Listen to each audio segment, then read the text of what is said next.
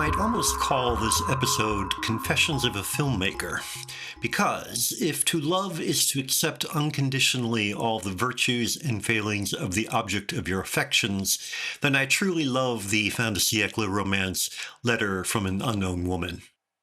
It doesn't matter if you consider it a masterpiece or sickly sweet kitsch. For me, it can do no wrong. It is a film I would love to have made because it creates a world I would love to live. Movies have often opened a window onto a world that transcends my everyday life. I do not mean this purely in terms of escape. Cinematic worlds in which beauty and style are synonymous with necessity have been my models in life, challenges for self-improvement, a vision of how to live more fully.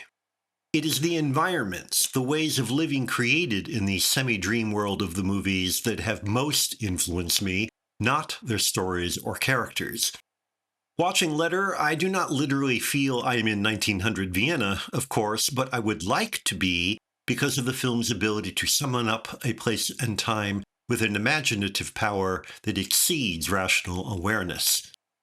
Not that I have no emotional investment in the story or the characters. In fact, I have a strong sense of identification with the dissolute pianist Stephen Brant, played by Louis Jourdan, and not for the most pleasant of reasons.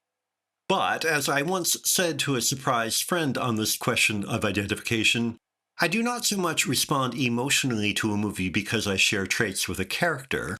I identify viscerally with the camera as it moves through and creates a space in the imagination.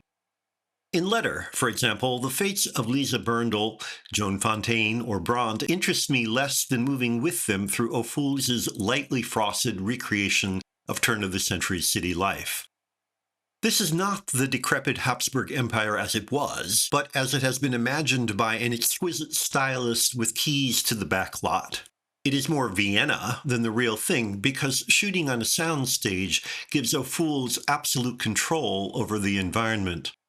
As the camera glides with the characters along the streets, or in a cafe, or at the opera, the idealized spaces evoke through selective detail, enabling the viewer to experience the movie as a series of distilled, romantic essences.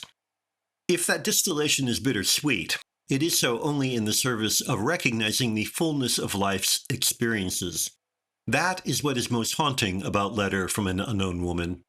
It is about our failures in life, our recognition of missed opportunities. The memories and lost moments are no less precious, however, for having ended sadly.